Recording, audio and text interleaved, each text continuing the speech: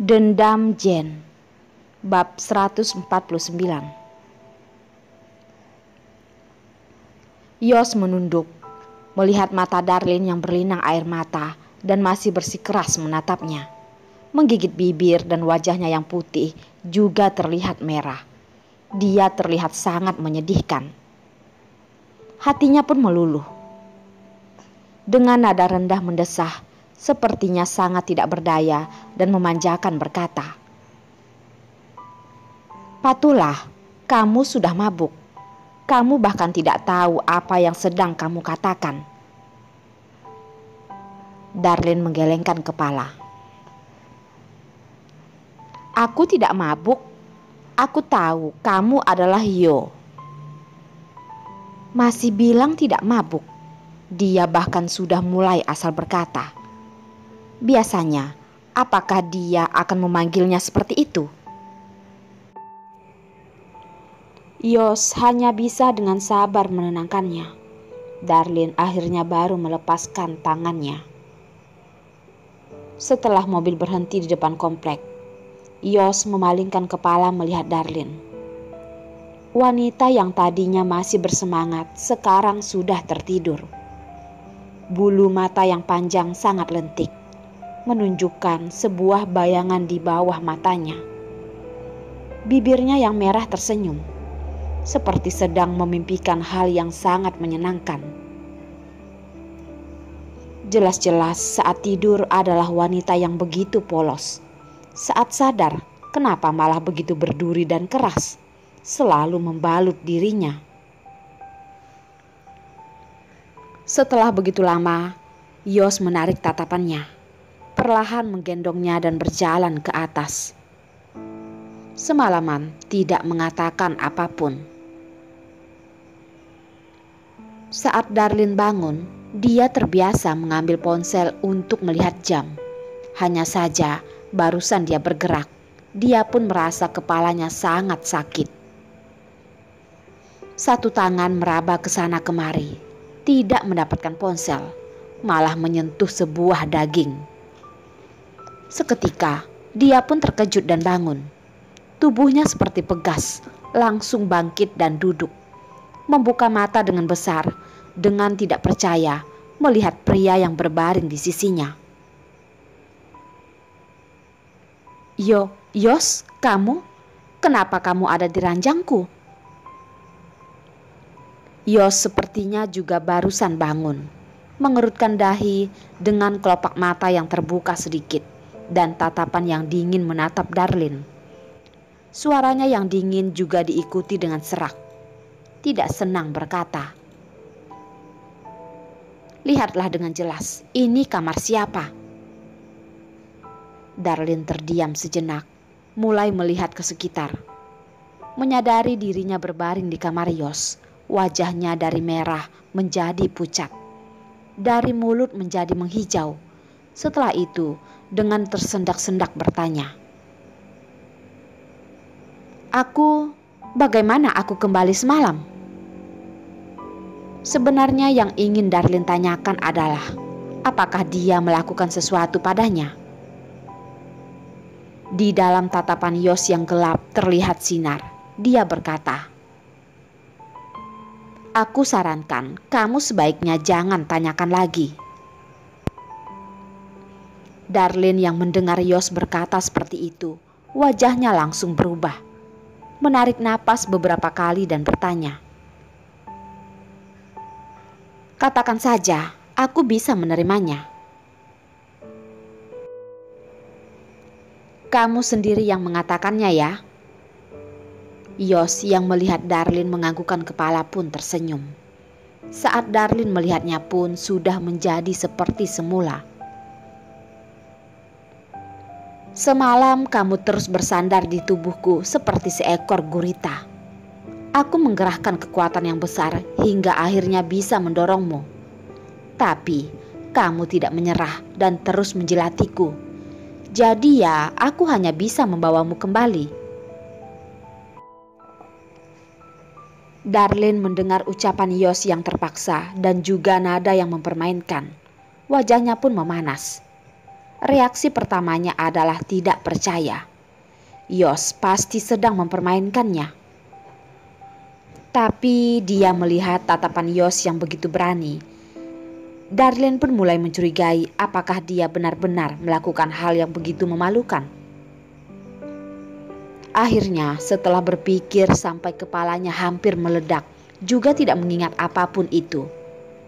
Untuk menjaga harga dirinya, Darlene tentu tidak akan mengakui dirinya melakukan hal itu. "Aku tidak percaya, pasti kamu asal mengarang," kata Darlene. Yos dengan santai berkata, "Percaya atau tidak, bukankah dari awal di dalam hatimu sudah ada jawabannya?" Darlene mendesah dan tidak ingin berdebat dengannya lagi. Melihat jam di ponselnya, dia pun tidak bisa tenang lagi. "Gawat, sudah hampir terlambat. Kenapa kamu tidak membangunkanku?" Sekarang sudah hampir jam 8. Nanti saat dia tiba di kantor pasti sudah terlambat. Semalam adalah tugas kantor. Harry sudah memberikan kamu izin 1 jam. Dibandingkan dengan Darlene yang buru-buru, Yos dengan pelan bangkit dan duduk di ranjang. Selimut yang lembut jatuh dari tubuhnya, menunjukkan kulit tubuhnya yang putih dan sehat. Setiap otot sepertinya sangat kuat. Berbeda dengan dulu yang dingin dan tampan, lebih seperti menunjukkan kekuatan dan maskulinnya pria. Darlene tiba-tiba merasa tenggorokannya kering. Buru-buru memalingkan tatapannya, menundukkan kepala seperti sedang mencari sesuatu. Wajahnya begitu merah, seperti baru saja meminum 1 liter bir. Gawat, kenapa pagi-pagi Yos memamerkan tubuhnya? Memiliki tubuh yang bagus, emangnya kenapa? Apakah kakinya bisa menghadap ke langit? Memikirkan biasanya Lina menariknya ke gym untuk melihat pria berotot, lalu memikirkan bentuk tubuh Yos. Seketika dia merasa pria berotot itu langsung tertutupi. Seluruh otaknya hanya tersisa tubuh Yos yang tinggi dan tegap. "Di lantai ada emas ya?" Pria itu dengan suaranya yang dingin terdengar dari atas kepalanya. "Apa hubungannya denganmu? Aku pergi kerja dulu." Darlene langsung mengangkat kepala dan terjedot dengan dada yang keras.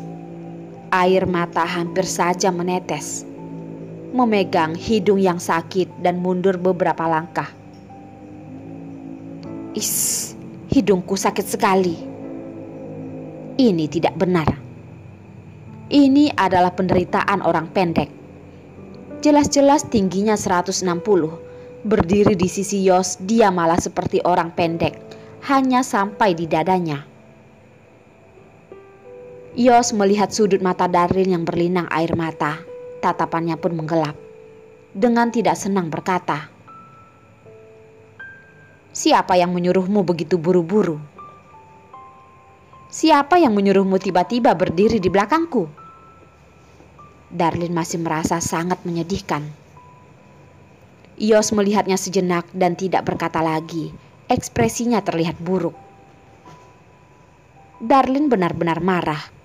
Jelas-jelas orang yang terluka adalah dirinya. Pria ini malah terlihat begitu tidak senang. Siapa yang ingin menghiraukannya? Darlene dengan marah mengambil tasnya dan keluar dari apartemen Yos. Langkah kakinya belum melangkah jauh dan dipanggil oleh seseorang. "Darlene, ternyata kamu masih saja mengganggu Yos." Wajah Darlene memucat. Tubuh yang tetap kaku perlahan dibalik. Darlene tidak menduga akan bertemu dengan Jen di sini. Lebih tidak menduga akan melihatnya dengan keadaan seperti ini. Tidak berdaya, kacau dan juga tegang. "Jen, aku..." Darlene masih belum sempat berbicara, sebuah suara tamparan dengan jelas terdengar. Kepala Darlene memaling ke samping. Tatapannya terlihat sangat sulit dimengerti. Tapi saat melihat ke arah Jen, sudah kembali tenang. Sepasang tatapan Jen yang indah seperti pisau tajam yang menusuk Darlene. Dia tidak menduga hari ini tiba-tiba ingin datang mencari Yos. Masih belum naik ke atas, dia sudah melihat Darlene keluar dari pintu. Jen mengira dia salah lihat. Tidak menduga benar-benar adalah Darlene. Saat itu semua rencananya sudah hilang karena cemburu. Hanya tersisa rasa marah dan benci. Jen dengan nada tinggi dan marah bertanya, "Darlene, ini adalah bukti ucapanmu kalau kamu akan meninggalkan Yos ya? Aku tidak menduga kamu begitu keji."